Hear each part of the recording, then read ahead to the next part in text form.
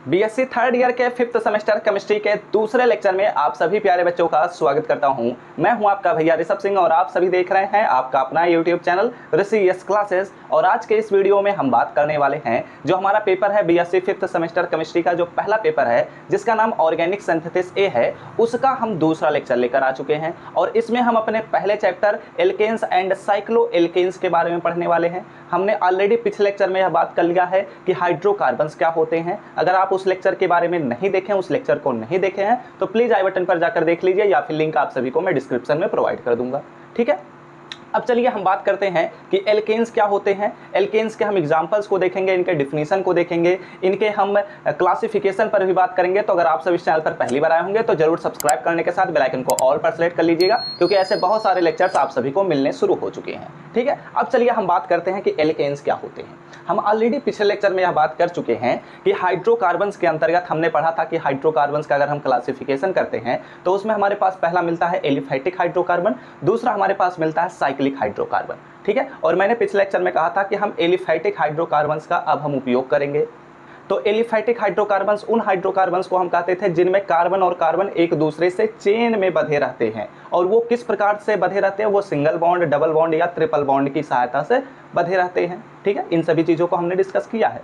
और उसके बाद हमने क्या बात किया था कि सैचुरेटेड हाइड्रोकार्बन क्या होते हैं और अनसैचुरेटेड हाइड्रोकार्बन्स क्या होते हैं। तो सैचुरेटेड हाइड्रोकार्बन में मैंने आप सभी को बताया था कि जब कार्बन और कार्बन एक दूसरे से सिंगल बॉन्ड की सहायता से जुड़े रहते हैं तो इस प्रकार के कंपाउंड को, इस प्रकार के हाइड्रोकार्बन को हम क्या कहते थे, सैचुरेटेड हाइड्रोकार्बन्स कहते थे। तो अब यहाँ पर एक नया टर्म इंट्रोड्यूस करने वाले हैं, तो ध्यान दीजिएगा। ठीक है, ए कंपाउंड, ठीक है, यहाँ पर ध्यान दीजिएगा और समझते हुए चलिएगा। ए compound which is known as उसको हम क्या कहते हैं, एक कंपाउंड है जिसे हम नाम दे रहे हैं कि ये है हमारे पास एलिफैटिक, ठीक है, एलिफैटिक सैचुरेटेड हाइड्रोकार्बन, ठीक है। इफ हम कब कहेंगे, ध्यान दीजिएगा, समझने का प्रयास करिए। ठीक है, मैंने कहा कि एक हमारे पास ऑर्गेनिक कंपाउंड है जिसे हम एलिफैटिक सैचुरेटेड हाइड्रोकार्बन कह रहे हैं। मैं इसे थोड़ा इरेज करते हुए यहाँ पर लिख देता हूँ एन ऑर्गेनिक कंपाउंड। ठीक है, एन ऑर्गेनिक कंपाउंड एक ऑर्गेनिक कंपाउंड है, उसे हम एलिफैटिक सैचुरेटेड हाइड्रोकार्बन हम तब कहेंगे, कब हम कह सकते हैं, पहला कंडीशन हम तब कह सकते हैं जब हमारे पास यहाँ पर लिख सकते हैं, क्या लिख सकते हैं कि an organic compound which is known as aliphatic saturated hydrocarbon if it is aliphatic, यानी कि हमारे पास जो हाइड्रोकार्बन दिया गया है जिसे हम कह रहे हैं एलिफैटिक सैचुरेटेड हाइड्रोकार्बन है, उसमें सबसे पहला कंडीशन तो ये है कि उसे एलिफैटिक होना चाहिए। एलिफैटिक का मतलब मैंने आप सभी को ऑलरेडी समझाया कि हमारे पास जो कार्बन कार्बन है, ठीक है, कार्बन कार्बन लिंक्ड, ठीक है, लिंक्ड इन चेन, ये क्या होने चाहिए, एक चेन में बंधे होने चाहिए। पहला कंडीशन तो ये है। दूसरा कंडीशन क्या है, वो चेन कुछ भी हो सकता है, वो मेन चेन भी हो सकता है, ब्रांच चेन भी हो सकता है, मैंने पिछले लेक्चर में इस पर बात किया है। दूसरा कंडीशन हमारे पास आता है कि इट इज सैचुरेटेड, ठीक है, इट इज सैचुरेटेड। सैचुरेटेड कहने का मतलब यह हुआ दैट इज, हम ऑलरेडी आप सभी को बता चुके हैं कि carbon carbon carbon carbon linked via single bond, ठीक है, सिंगल बॉन्ड। तो जब हमारे पास कोई भी एक हाइड्रोकार्बन है, ठीक है, और उसे हम कह रहे हैं कि वह एलिफैटिक सैचुरेटेड हाइड्रोकार्बन है, तो उसमें दो कंडीशन, मेन कंडीशन है कि सेटिस्फाई होने चाहिए। पहला कि वह एलिफैटिक हो, एलिफैटिक होने का मतलब आप सभी को मैंने ऑलरेडी समझाया है। दूसरा कंडीशन है कि सैचुरेटेड हो, तो सैचुरेटेड होने का कंडीशन भी मैंने आप सभी को बताया कि कार्बन कार्बन सिंगल बॉन्ड के सहायता से जुड़े होने चाहिए। तो इन दोनों को अब हम क्या करेंगे, इन दोनों कंडीशन को मिक्स कर देंगे। तो दोनों कंडीशन को जब हम मिक्स करेंगे तो पहला कंडीशन तो कहता है कि कार्बन कार्बन चेन में बंधे होने चाहिए, और दूसरा कंडीशन कहता है कि सिंगल बॉन्ड होना चाहिए। तो यानी कि हमारे पास एलिफैटिक सैचुरेटेड हाइड्रोकार्बन उस प्रकार के हाइड्रोकार्बन्स को हम कह सकते हैं जो हाइड्रोकार्बन के अंतर्गत कार्बन कार्बन के बीच सिंगल बॉन्ड होना चाहिए और वो एक चेन में ही होना चाहिए। तो ऐसे सिचुएशन में उस हाइड्रोकार्बन को हम कह सकते हैं कि वह एलिफैटिक सैचुरेटेड हाइड्रोकार्बन है। ठीक है, अब एक कंडीशन और मैं इंक्लूड करने वाला हूं, हो सकता है आप लोग इस कंडीशन पर ज़्यादा गौर ना करें, लेकिन फिर भी इसे लिख लीजिए, इट इज हाइड्रोकार्बन। ठीक है, तो हमारा तीसरा कंडीशन है कि जो भी हमारे पास ऑर्गेनिक कंपाउंड है उसे हाइड्रोकार्बन होना चाहिए। यानी कि अब यहां से सुनना, हमने क्या देखा कि किसी भी ऑर्गेनिक कंपाउंड को हम एलिफैटिक सैचुरेटेड हाइड्रोकार्बन हम तब कह सकते हैं जब वह एलिफैटिक हो, जब वह सैचुरेटेड हो और जब वह हाइड्रोकार्बन हो। सबसे पहला मेन कंडीशन तो यही होना चाहिए कि वह ऑर्गेनिक कंपाउंड हाइड्रोकार्बन हो, यानी कि केवल हाइड्रोजन और कार्बन ही प्रेजेंट होने चाहिए। और ये जो हाइड्रोकार्बन है वह एलिफैटिक होना चाहिए, यानी कि वह एक चेन में होना चाहिए, उसके कार्बन और कार्बन जो है वो एक चेन में होने चाहिए। और तीसरा कंडीशन ये है कि वो सैचुरेटेड होने चाहिए, यानी कि कार्बन कार्बन जो है वो एक सिंगल बॉन्ड की सहायता से ही जुड़े हैं। तो इस प्रकार के हाइड्रोकार्बन को ही हम कहते हैं एलिफैटिक सैचुरेटेड हाइड्रोकार्बन। अब ध्यान से सुनना, अगर इसमें एग्जाम्पल के तौर पर बात करते हैं, चलो यहां पर मैं एक एग्जाम्पल भी करा देता हूं। एग्जाम्पल देखो, पहला कंडीशन के केवल और केवल हाइड्रोकार्बन होना चाहिए, यानी कि केवल और केवल कार्बन और हाइड्रोजन होने चाहिए। तो अगर यहां पर देखा जाए तो ये मैंने लिख दिया CH3 बॉन्ड CH3। ठीक है, ध्यान से देखिएगा, CH3 बॉन्ड CH3 मैंने लिखा है, यानी कि इसमें केवल और केवल क्या है, कार्बन और हाइड्रोजन ही प्रेजेंट है। एलिफैटिक होने चाहिए, एक चेन में लगे हुए हैं, ये साइक्लिक स्ट्रक्चर नहीं बना रहे हैं। सैचुरेटेड होने चाहिए, यानी कि कार्बन और कार्बन के बीच सिंगल बॉन्ड ही होना चाहिए, तो मैंने सिंगल बॉन्ड बनाया है। तो ये एक एग्जांपल हुआ, ऐसे बहुत सारे एग्जांपल्स हम आगे चलकर देखने वाले हैं। इसे हम क्या कहते हैं, एथेन कहते हैं। ठीक है, और ध्यान से सुनते हुए चलिएगा, अभी इस एग्जाम्पल को लिखना नहीं है, और भी चीजें मैं लिखवा देता हूं, पहले इसको मैंने समझाने के लिए बताया है। ठीक है, अब ये जो हमारे पास एलिफैटिक सैचुरेटेड हाइड्रोकार्बन है, ठीक है, एलिफैटिक, अब सवाल उठता है कि एल्केन क्या होते हैं। हमने तो ये समझा कि एलिफैटिक सैचुरेटेड हाइड्रोकार्बन, तो अब सवाल उठता है कि एल्केन क्या होता है। तो aliphatic saturated hydrocarbon are known as, इन्हें हम क्या कहते हैं, इन्हीं को ही हम एल्केन्स कहते हैं। एल्केन्स क्या कहते हैं, एल्केन्स कहते हैं, या फिर इसी को ही दूसरे शब्दों में पैराफिन्स कहा जाता है। क्या कहा जाता है, पैराफिन्स। पैराफिन्स का मतलब ऐसे कोई भी कंपाउंड या फिर ऐसा कोई भी ऑर्गेनिक कंपाउंड जो कम रिएक्टिव होता है। पैरा मतलब होता है कम, और अफिन्स मतलब होता है एफिनिटी, यानी कि क्रियाशीलता, यानी कि कम क्रियाशील कंपाउंड को ही हम कहते हैं पैराफिन्स। और एल्केन्स जो होते हैं वो सबसे कम क्रियाशील होते हैं, इसलिए इनको हम एल्केन्स कहते हैं, और दूसरे शब्दों में पैराफिन्स भी कहा जाता है। ठीक है, और इसमें एग्जाम्पल के तौर पर ये आप एक छोटा सा एग्जाम्पल लिख लीजिए, एथेन।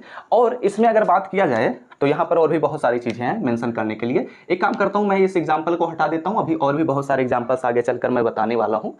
ठीक है, और इन सभी चीजों पर तो अभी बहुत सारी चीजें बात करनी है, बस ये एक छोटा सा एग्जाम्पल मैं आप सभी को समझाने के लिए बताया था। ठीक है, यहाँ पर ध्यान दीजिएगा, the molecular formula of alkanes. ठीक है, ध्यान दीजिएगा, the molecular formula of alkanes is, हमारे पास जो एल्केन्स होते हैं उनके मॉलिक्यूलर फार्मूला क्या होते हैं, वो होते हैं CnH2n+2 होता है। तो हमने क्या देखा कि हमारे जो एल्केन्स होते हैं उनका जो मॉलिक्यूलर फार्मूला होता है वह होता है CnH2n+2 होता है। ठीक है, अब इसका मतलब क्या हुआ, इसके बारे में हम समझते हैं। इसका मतलब यह हुआ कि अगर कार्बन की संख्या n हुई तो हाइड्रोजन की संख्या 2n+2 हो जाएगी। अब इसका मतलब क्या हुआ, और भी डिटेल में समझते हैं। अब ये जो हमारे पास मॉलिक्यूलर फार्मूला है ये एक्चुअली एल्केन्स के लिए एक जनरल मॉलिक्यूलर फार्मूला होता है, इसका भी मतलब समझते हैं। आइए बात कर लेते हैं इन चीज़ों पर। यहाँ पर एक टेबल एक्चुअली हमें बनाना पड़ेगा, हम ज़्यादातर इन चीज़ों को समझने के लिए टेबल का ही इस्तेमाल करते हैं। देखो यहाँ पर एक छोटा सा पॉइंट बस मैं समझा देता हूँ कि अगर n = हम 1 ले लेते हैं, ठीक है, अगर हम n = 1 ले लेते हैं तो इस सिचुएशन में जो हमारा एल्केन होगा वो क्या हो जाएगा, C1H, और यहाँ पर जब हम 2n+2 रखेंगे, यानी कि n के यहाँ पर 1 रखेंगे तो 2 + 2 यानी कि हो जाएगा 4। तो ये जो हमारे पास बना हुआ है इसी को ही एक्चुअली ऐसे ही तो लिखा जाता है CH4, और इसको हम क्या कहते हैं, मेथेन कहते थे। ठीक है, यही तो हम कहते हैं। तो इसी को ही एक्चुअली हमें एक टेबल में समझना होगा कि अगर हम n=1 लेते हैं, n= अगर हम 2 लेते हैं, n=3 लेते हैं, ऐसे करते हुए हमें 10 n=10 तक हमें एल्केन्स के नाम याद रखने हैं, क्योंकि हमारे एग्जाम्स में यहाँ तक पूछे जा सकते हैं। ठीक है, तो हम क्या करते हैं, यहाँ पर एक टेबल बनाते हैं कि वैल्यू ऑफ n, ठीक है, वैल्यू ऑफ n, हम यहाँ पर n के वैल्यूज़ को रखेंगे। ठीक है, उसके बाद हम यहाँ पर रख देते हैं मॉलिक्यूलर फार्मूला, मॉलिक्यूलर फार्मूला। ठीक है, मॉलिक्यूलर फार्मूला को मैंने यहाँ रख दिया। उसके बाद हम यहाँ पर रख देते हैं उनके IUPAC नेम, क्योंकि IUPAC नेम हमें हमेशा याद होने चाहिए। और यहाँ पर हम क्या करते हैं, उनके स्ट्रक्चरल फार्मूला को रख देते हैं, स्ट्रक्चरल फार्मूलाज को यहाँ पर हम रख देते हैं। ठीक है, are you getting my point? कोई भी प्रॉब्लम तो होनी नहीं चाहिए, मैंने बस एक छोटा सा टेबल बनाया है ताकि हम इन चीज़ों को समझ सकें।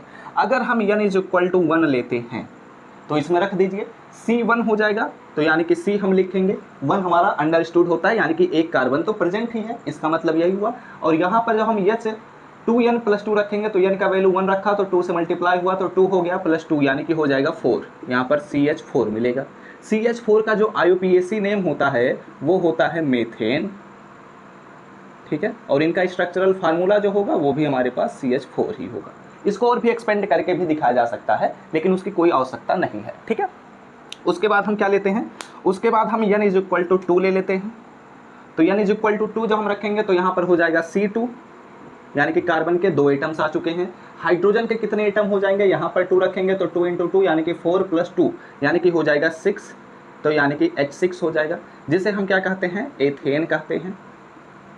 ठीक है, और इनका जो स्ट्रक्चरल फार्मूला होगा वो एक्चुअली कुछ इस प्रकार से लिखा जाएगा, CH3 बॉन्ड CH3, यानी कि हर कार्बन 4 ही बॉन्ड बनाएगा। तो इस प्रकार हमने इसका एक्सपेंड कर दिया, और ये हमारे पास एलिफैटिक सैचुरेटेड हाइड्रोकार्बन या फिर कहूँ एल्केन्स या पैराफिन्स का एकदम ध्यान से देखिएगा तो ये बिल्कुल परफेक्ट एग्जाम्पल बनता हुआ नज़र में आ भी रहा है।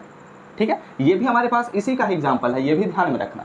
इसमें ये कंडीशन नहीं सेटिस्फाई हो रहा है तो कोई और कंडीशन सेटिस्फाई भी नहीं होता है। ठीक है, इसलिए इसको हम इस कैटेगरी में रखते हैं। आइए बात करते हैं अगले पॉइंट पर। अगर हम ले लेते हैं कि n के वैल्यू का नंबर हमने 3 लिया तो यहाँ पर कितना हो जाएगा, C3 हो जाएगा, और H कितना हो जाएगा, 3 रखूँगा तो 3 दूना 6, 2 8 हो जाएगा। ठीक है, तो यहाँ पर हमारे पास क्या हो जाएगा, ये हमारे पास कार्बन 3 है और हाइड्रोजन 8 है, तो इसे हम कहते हैं प्रोपेन। क्या कहते हैं, प्रोपेन। हमेशा ध्यान रखना, इसे हम कहते हैं प्रोपेन, नाम याद रखना।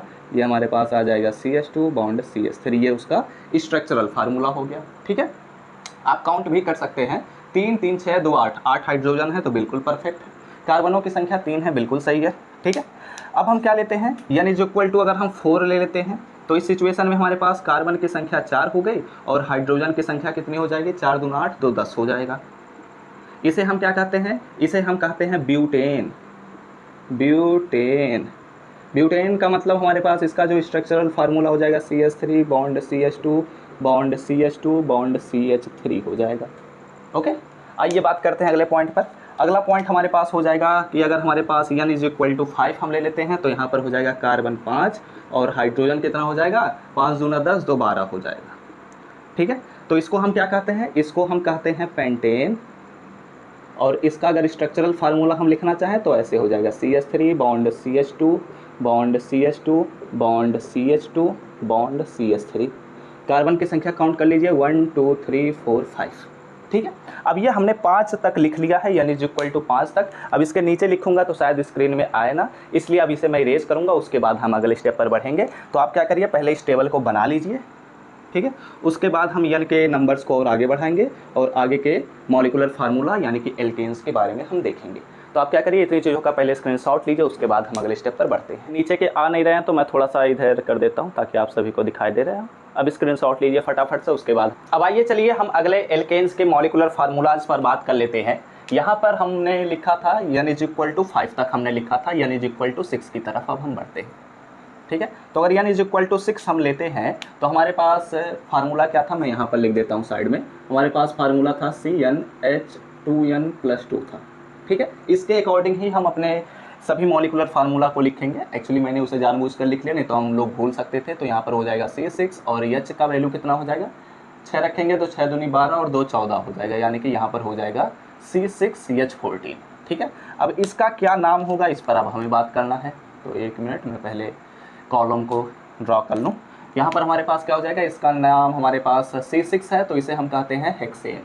ठीक है, क्या कहते हैं, हेक्सेन। ओके, इसके बाद हमारे पास इसका स्ट्रक्चरल फार्मूला आएगा। तो अगर इसका स्ट्रक्चरल फार्मूला हम बात करते हैं तो स्ट्रक्चरल फार्मूला हमारे पास हो जाएगा CH3 bond CH2 bond CH2 bond CH2, 1 2 3 4 5 carbon हुआ और ये हमारे पास आ गया छठा कार्बन। ठीक है, हमेशा ध्यान में रखना कार्बन जो है वह 4 बॉन्ड ही बनाएगा, उससे ज़्यादा मत बनाने लग जाना। काफ़ी बच्चे क्या करते हैं, इसमें कहीं 2 की जगह पर 3 लिखने लग जाते हैं बीच में, तो वहाँ पर गड़बड़ हो जाएगा, क्योंकि उस सिचुएशन में कार्बन 5 बॉन्ड बनाने लग जाएगा, जो कि पॉसिबल नहीं है। मैंने ऑलरेडी इन चीज़ों पर बात किया भी है। ठीक है, अब हम क्या करते हैं, हम n = 7 लेंगे तो यहाँ पर हो जाएगा C7 और H कितना हो जाएगा, वहाँ पर 7 रखूँगा तो 7 दूनी 14 और 2 16 हो जाएगा। इसे हम क्या कहते हैं, C7 है तो हमारे पास हेप्टेन हो जाता है। ऊपर वाले को हेक्सेन, नीचे वाले को heptane. CH3 bond CH2 bond CH2 bond CH2 bond CH2 bond CH2 bond CH3 हो जाएगा। कितने कार्बन हुए, 1 2 3 4 5 6 7 कार्बन हुए। ठीक है, बिल्कुल सही है। आइए बात करते हैं अपने 8 नंबर पर, उसके बाद हमें 9 10 पर बात करना रहेगा। तो ये हो जाएगा C8, H कितना हो जाएगा, 8 दूनी 16 और 2 18 हो जाएगा। ठीक है, गलती तो नहीं ना हुआ, 7 दूनी 14 और 2 16 हुआ है, बिल्कुल सही है। तो 8 दूनी 16 और 2 18। ठीक है, यहाँ पर इसको हम क्या कहते हैं, इसको हम ऑक्टेन कहते हैं, ऑक्टेन। ठीक है, इसका जो मॉलिकुलर फार्मूला हो जाएगा वो CH3 हो जाएगा, CH2 bond CH2 bond CH2 bond CH2 bond CH2 bond CH2 bond CH3 हो जाएगा। ठीक है, इसके बाद हमारे पास क्या आएगा, जब हम n = 9 लेंगे तब हमें क्या मिलेगा। अब उम्मीद करता हूँ आप सभी लोग लिखना सीख चुके होंगे, बस आप सभी को मैं नाम बताना चाहता था, ये मेरा मेन फोकस था कि आप लोग नाम याद रखिए। जब हम 9 रखेंगे n = 9 तो हमारे पास 9 दूनी 18 और 2 20 हो जाएगा। ठीक है, वैसे अब यहाँ से भी आप लोग कर सकते हैं, लेकिन वहाँ से ही मैं करा रहा हूँ। इसे हम कहते हैं, जो हमारे पास C9 है तो इसे हम कहते हैं नोनेन। क्या कहते हैं, नोनेन कहते हैं। और ये मौलिक स्ट्रक्चरल फार्मूला ये हो जाएगा CH2 bond CH2 bond CH2 bond CH2 bond CH2 bond CH2 bond CH3 हो जाएगा। कार्बन की संख्या 1 2 3 4 5 6 7 8 9। ठीक है, अब हम क्या करते हैं, अपने लास्ट एल्केन का लिख लेते हैं। इसके बाद के भी एल्केन्स को लिखा जा सकता है, लेकिन उन्हें हमें लिखने की आवश्यकता नहीं पड़ती है। ठीक है, इसलिए हम केवल 10 एल्केन्स के ही बारे में लिख रहे हैं। तो यहाँ पर C10 हो जाएगा और H22 हो जाता है। ठीक है, इसको हम कहते हैं डेकेन। क्या कहते हैं, डेकेन। मॉलिकुलर स्ट्रक्चरल फार्मूला कितना हो जाएगा, 2 carbon 3 carbon 4 carbon 5 carbon 6 carbon 7 carbon 8 carbon 9 carbon और ये हो गया 10 कार्बन। ठीक है, उम्मीद करता हूँ स्क्रीन में आ रहा होगा। मैं एक बारी चेक कर लेता हूँ, उसके बाद हम अगले स्टेप पर बात करते हैं। हाँ, स्क्रीन में आ रहा है। तो हमने क्या देखा कि हमारे जो एल्केन्स हैं, ठीक है, उनमें हमने देखा कि जब हमारे पास n = 10 है तो उनके एल्केन्स का क्या मॉलिकुलर फार्मूला है, उन एल्केन्स के क्या नाम है, उनके क्या स्ट्रक्चरल फार्मूला है, और यह बात ध्यान में रखना उनके IUPAC नेम ये सभी लिखे गए हैं। ठीक है, तो अभी आप क्या करिए, इतनी चीज़ों का स्क्रीनशॉट ले लीजिएगा। उसके बाद अब हम बात करेंगे कि different types of carbon atom in structural formula, यानी कि जितने भी हमारे पास एल्केन्स हैं, उन एल्केन्स में जो हमारे पास कार्बन प्रेजेंट हैं, ठीक है, उन सभी कार्बन्स में हमें बात करना रहेगा कि कौन से कार्बन को हम प्राइमरी कार्बन कहेंगे, कौन से कार्बन को सेकेंडरी कार्बन कहेंगे, कौन से टर्सरी, कौन से क्वार्टरनरी कार्बन हम कहते हैं। इनको अब हम पहचानना सीखेंगे। ठीक है, ये हमारे पास कुछ मेन हाइड्रोकार्बन्स हुए जिनके आप सभी लोग स्क्रीनशॉट ले लीजिए। इनके अलावा बहुत सारे हाइड्रोकार्बन्स होते हैं। ये हमने तो एक चेन वाले हाइड्रोकार्बन को बात किया है, जिसमें मेन चेन पर हमने बात किया है। ऐसे भी हाइड्रोकार्बन्स होते हैं जिनमें ब्रांच चेन भी होते हैं, तो उन्हें बहुत ज़्यादा डिटेल में हमें डिस्कस करने की आवश्यकता नहीं है, उनके नामों पर यहाँ पर बात नहीं होती है। ठीक है, जब नामों पर हम बात करना शुरू करेंगे तो वहाँ पर आपको हम समझाएंगे कि उनके नाम कैसे लिखे जाते हैं। तो फिलहाल आप लोग इसका स्क्रीनशॉट लीजिए, उसके बाद हम अगले स्टेप पर बात करते हैं। अब आइए बात करते हैं different types of carbon atoms in alkanes के बारे में। अब हम पढ़ते हैं, समझते हैं कि हमारे पास प्राइमरी कार्बन एटम क्या होता है। इसमें हम बेसिकली इन्हीं चीज़ों पर बात करने वाले हैं कि प्राइमरी कार्बन एटम को हम कैसे पहचानेंगे। ठीक है, प्राइमरी कार्बन एटम।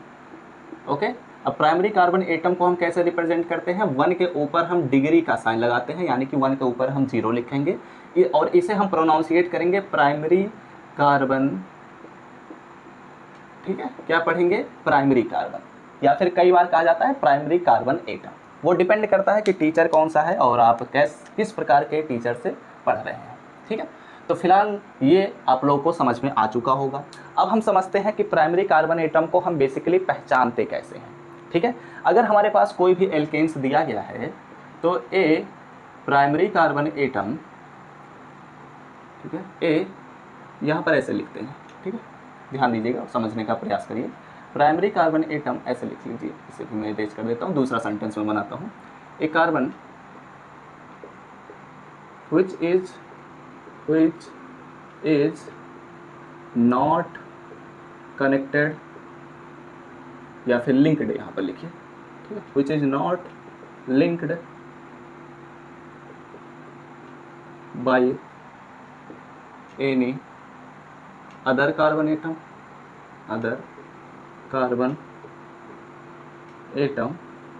OR, या तो पहला कंडीशन ये है कि हमारे पास कोई भी एल्केन है उसमें एक कार्बन एटम है, वह या तो किसी दूसरे कार्बन एटम से लिंक ना हो, या फिर linked by only 1 carbon atom, या फिर केवल और केवल एक ही कार्बन एटम से ज्वाइन हो। ठीक है, इज नोन एज, तो उस कार्बन एटम को हम क्या कहते हैं, उस कार्बन एटम को हम कहते हैं प्राइमरी कार्बन एटम। ठीक है, प्राइमरी कार्बन हम उसे कहते हैं। एग्जाम्पल के तौर पर अगर बात करना है तो इसमें बहुत ही अच्छे अच्छे एग्जाम्पल्स होते हैं, ध्यान दीजिएगा और समझने का प्रयास करिए, क्योंकि हमें पहचानना सीखना है। क्योंकि जब आगे चलकर मैं रिएक्शंस कराऊंगा तो वहां पर मैं कहूँगा ये हमारे पास प्राइमरी कार्बन एटम है, ये सेकेंडरी है, ये टर्सरी है, ये क्वार्टरनरी है, तो उसे पहचानना सीखना होगा। ठीक है, तो यहाँ पर मैं लिख दिया CH4। ठीक है, तो यहाँ पर जो कार्बन है, इस कार्बन को हम कहेंगे कि ये प्राइमरी कार्बन है और इसके ऊपर हम 1 के पावर 0 लिख देंगे, यानी कि 1 डिग्री, और प्रोनाउंसिएट क्या करेंगे, प्राइमरी कार्बन है। पहला कंडीशन देख लो, प्राइमरी होने के लिए कंडीशन क्या है कि नॉट लिंक्ड होना चाहिए, किसी और कार्बन एटम से लिंक नहीं होना चाहिए, या तो दूसरा कंडीशन यह है कि वह केवल और केवल एक ही कार्बन एटम से लिंक होना चाहिए। तो पहले कंडीशन के लिए तो मैंने एग्जाम्पल लिख दिया, दूसरे कंडीशन के लिए अगर एग्जाम्पल लिखना चाहें तो कुछ इस प्रकार से लिखा जा सकता है, CH3 बॉन्ड CH3। इसमें अगर ध्यान से देखा जाए तो हमारा ये कार्बन एटम केवल और केवल एक ही कार्बन एटम से जुड़ा हुआ है, तो इसे हम प्राइमरी कार्बन कहेंगे। तो क्या इस कार्बन को भी हम प्राइमरी कार्बन कह सकते हैं, क्योंकि ये भी कार्बन केवल एक ही कार्बन एटम से जुड़ा हुआ है? तो बिल्कुल सही है कि ये भी हमारे पास क्या है, प्राइमरी कार्बन ही है। ऐसे बहुत सारे एग्जाम्पल्स हो सकते हैं, फिलहाल हमने 2 एग्जाम्पल्स को डिस्कस कर लिया। आइए बात करते हैं, उम्मीद करता हूँ आप लोग समझ चुके होंगे कि प्राइमरी कार्बन एटम को हम कैसे पहचानेंगे। ठीक है, थोड़ा सा ध्यान देते हुए चलिए, जैसे जैसे आगे के लेक्चर्स आते जाएंगे आपको सभी चीज़ें धीरे धीरे करते हुए पहचानना भी सीख जाएंगे। ठीक है, तो हमने क्या देखा, प्राइमरी कार्बन एटम। अब हम बात करते हैं सेकेंडरी कार्बन एटम पर। Secondary carbon atom, secondary carbon atom को हम किस प्रकार से रिप्रेजेंट करते हैं, इसको हम लिखते हैं 2 के पावर 0 और प्रोनाउंसिएट क्या करते हैं, सेकेंडरी कार्बन। ठीक है, क्या कहते हैं, इसको हम सेकेंडरी कार्बन कहते हैं। अब इसका क्या डिफिनेशन है, चलिए इस पर भी बात कर लेते हैं, उसके बाद हम समझते हैं कि इसके क्या क्या एग्जाम्पल्स हैं। तो चलिए हम बात करते हैं सेकेंडरी कार्बन एटम के डिफिनेशन पर। तो एक कार्बन एटम, ठीक है, डिफिनेशन पर हम पहले बात कर लेते हैं। एक carbon atom which is linked by, ठीक है, या फिर ज्वाइंट भी लिख सकते हैं, जो आपकी इच्छा, या फिर कनेक्टेड भी लिखा जा सकता है, या फिर bounded by any 2 carbon atom. क्या मैंने लिखा, 2 carbon atom is known as, तो उसे हम क्या पढ़ेंगे, उसे हम कहेंगे ये KNO इज नोन एज, उसको हम कहेंगे कि हमारे पास है सेकेंडरी कार्बन एटम, ठीक है, या फिर सेकेंडरी कार्बन हम कहेंगे। एग्जाम्पल के तौर पर समझना है, ध्यान दीजिएगा, मैंने ऊपर वाले में लिखा है कि या तो कोई भी कार्बन एटम ना लिंक हो या फिर एक ही कार्बन एटम लिंक हो, केवल और केवल एक ही कार्बन एटम लिंक हो, और मैंने इसमें क्या लिखा है कि केवल और केवल 2 कार्बन एटम ही लिंक होने चाहिए, तब इस सिचुएशन में हम उसको कहेंगे कि सेकेंडरी कार्बन है। तो एग्जाम्पल के तौर पर अगर बात किया जाए तो इसमें अच्छे एग्जाम्पल्स क्या हो सकते हैं, आइए बात कर लेते हैं। ये हमने लिया एक कार्बन एटम और ये मैंने CH3 लिख दिया, ये हमारे पास आ गया CH2 और ये मैंने लिख दिया CH3। अब अगर ध्यान से देखा जाए तो इस कार्बन से कौन कितने कार्बन लिंक है, तो केवल एक ही कार्बन लिंक है, इस कार्बन से हम बात कर रहे हैं, ठीक है। तो इस कार्बन से केवल एक ही कार्बन लिंक है, तो इसे हम कहेंगे कि ये प्राइमरी कार्बन है। इससे देखा जाए तो इस कार्बन से केवल एक ही कार्बन लिंक है, तो इसे भी हम क्या कहेंगे कि ये प्राइमरी कार्बन है। इस कार्बन से अगर ध्यान से देखा जाए, ध्यान दो बच्चों, ठीक है, प्राइमरी कार्बन और सेकेंडरी कार्बन एक साथ भी प्रेजेंट होते हैं, ऐसे बहुत सारे केसेस आपको देखने को मिलेंगे। अगर प्राइमरी कार्बन नहीं है तो सेकेंडरी कार्बन आप देख भी नहीं सकते, ठीक है। तो इसलिए समझो, इस कार्बन से प्राइमरी कार्बन मिला, इस कार्बन से ही प्राइमरी कार्बन मिला, क्योंकि अगर ध्यान से देखा जाए तो इस कार्बन से केवल एक ही कार्बन लिंक है, इस कार्बन से केवल एक ही कार्बन लिंक है। लेकिन इस कार्बन को अगर ध्यान से देखा जाए तो इस कार्बन से ये भी कार्बन लिंक है, ये इस कार्बन से ये भी कार्बन लिंक है, तो यानी कि एक ही कार्बन से 2 नए कार्बन लिंक हैं, तो इस वजह से इस कार्बन को हम कहते हैं कि ये सेकेंडरी कार्बन है। Okay, are you getting my point? ठीक है, अब चलो हम बात करते हैं, एक काम करिए आप लोग इसका स्क्रीनशॉट ले लीजिए, उसके बाद हम टर्सरी और क्वाटर्नरी कार्बन को समझते हैं कि कैसे पहचाना जाता है। तो आप लोग इसका स्क्रीनशॉट लीजिए, उसके बाद हम बात करते हैं अगले पॉइंट पर।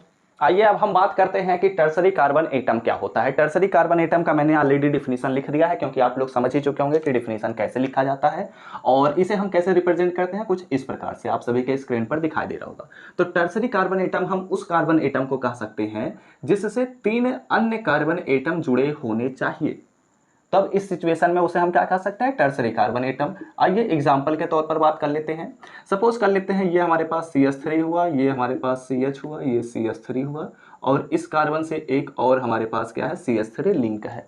अब देख सकते हैं इस कार्बन के पास भी 1 2 3 और इस हाइड्रोजन के द्वारा एक बॉन्ड बना है, यानी कि 4 बॉन्ड बना हुआ है, और हर कार्बन के पास हमारे पास 4 बॉन्ड बने हुए आप सभी को दिखाई दे रहे हैं, ठीक है। अगर किसी भी कार्बन के पास 4 बॉन्ड नहीं बना है, यानी कि वह स्ट्रक्चर गलत है, आप लोग इस बात का ध्यान रखिएगा, मैंने ऑलरेडी इन चीज़ों पर बात कर लिया है। चलिए पहचानना सीखते हैं। देखा जाए अगर ध्यान से तो इस कार्बन से केवल एक ही कार्बन लिंक है, तो इसलिए इसको हम प्राइमरी कार्बन कहेंगे। इस कार्बन से केवल एक ही कार्बन लिंक है, इसलिए इसको हम प्राइमरी कार्बन कहेंगे। इस कार्बन से केवल एक ही कार्बन लिंक है, इसलिए इसको भी हम क्या कहेंगे, प्राइमरी कार्बन कहेंगे। लेकिन इस कार्बन को अगर ध्यान से देखा जाए तो एक कार्बन, 2 कार्बन और 3 कार्बन लिंक है, इसलिए इसको हम क्या कहेंगे, टर्सरी कार्बन कहेंगे। Are you getting my point?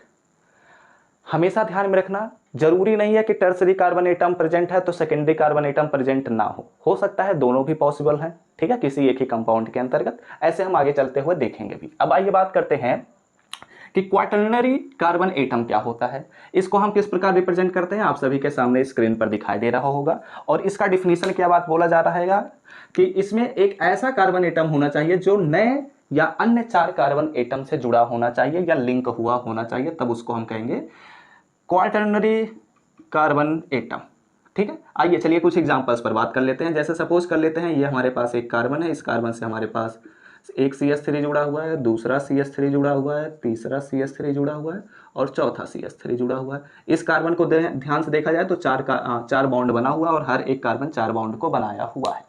अब अगर ध्यान से देखा जाए तो ये कार्बन एटम केवल एक ही कार्बन एटम से जुड़ा हुआ है, इसलिए इसको प्राइमरी कहेंगे। इस कार्बन एटम को ध्यान से देखा जाए तो ये भी प्राइमरी कार्बन एटम, ये भी प्राइमरी कार्बन एटम और ये भी प्राइमरी कार्बन एटम।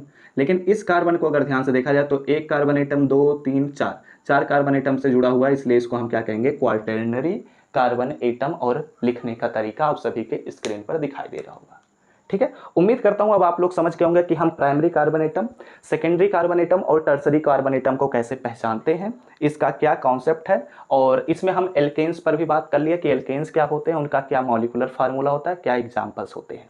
तो अभी आप क्या करिए, इतनी चीज़ों का स्क्रीनशॉट ले लीजिए। अब इस लेक्चर को यहीं पर हम समाप्त भी करेंगे। जो अगला लेक्चर आएगा उसमें हम बात करेंगे कि method of preparation of alkanes के बारे में। कुछ उसमें हमें नेमिंग रिएक्शंस पर भी बात करना रहेगा। तो अगला जो लेक्चर आएगा वो काफ़ी इंटरेस्टिंग, काफ़ी मज़ेदार लेक्चर होगा। तो इसी के साथ इस लेक्चर को अब हम समाप्त करेंगे। अगर पिछला लेक्चर नहीं देखें तो पूरे प्लेलिस्ट का लिंक आप सभी को डिस्क्रिप्शन में मिल जाएगा। इनके नोट्स आप सभी को टेलीग्राम चैनल पर प्रोवाइड कर दूंगा, लिंक आप सभी को डिस्क्रिप्शन में मिल जाएगा। वीडियो अच्छा लगा हो तो लाइक करिएगा, कमेंट करके बताएगा कि आप सभी को लेक्चर समझ में आया या नहीं। अगले लेक्चर्स के नोटिफिकेशन पाने होंगे तो सब्सक्राइब करने के साथ बेल आइकन को जरूर ऑल पर सेलेक्ट कर लीजिएगा। अपने दोस्तों के साथ जरूर शेयर करिएगा। तो हम सब मिलते हैं अपने नेक्स्ट लेक्चर में। तब तक पढ़ते रहिए, संघर्ष करते रहिए और सफल होते रहिए।